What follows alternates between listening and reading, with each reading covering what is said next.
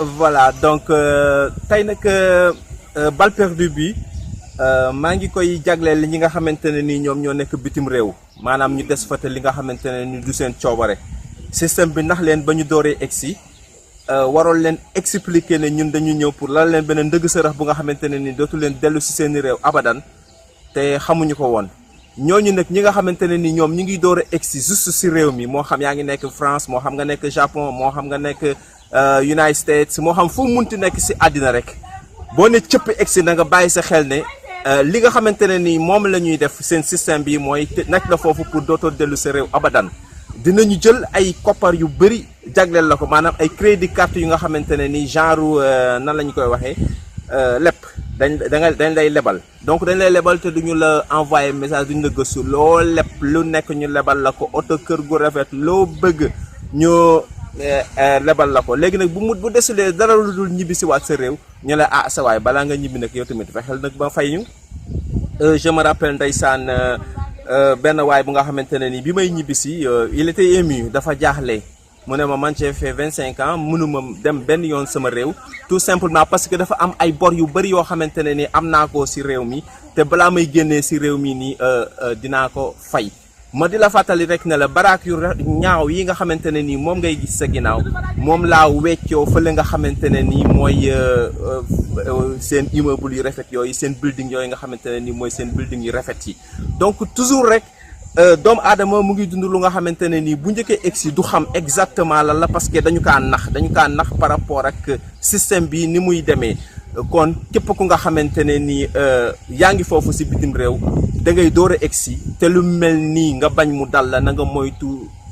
encore nga moytuwaat parce que da nga xam ne oto ba ngay jënd kër ga ngay jënd lañ lay jox sa réew ma lay desaat loolu mooy système mu capitalisme. ndeysaan may profité si occasion boobu aussi di jaale Sadi bu Seck ñu koy wax Sadi waa Japon xam nañu ko ndeysaan maa ngi fàttaliku ba nga xamante ne nii fekk na ma fële nga xamante ne nii mooy Shigaken ndeysaan si jamono sedd mu sedd lool ndeysaan ñu daje foofu ngir waroon a am loo nga xamante ne ni dañ ko jëflante ndeysaan Sadi boobu moo génn àddina dimanche bi ñu génn nii ndeysaan korop ba ñuy ket ndeysaan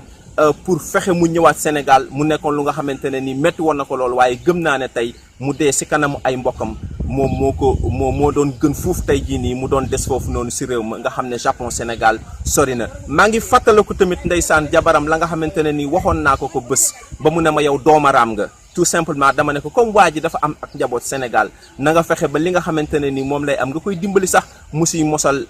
njaboot gi nga xamante ne ni ñoom ñoo nekk Sénégal femme bi ne ma yow doomaraam dëggantaan nga kii nan lay amee fii ay doom ngay xalaat ne dafa war a defal njaboot gi nga xamante ne ni alors ñoom ñoo nekk Sénégal juste rek pour xamal la ne ñoom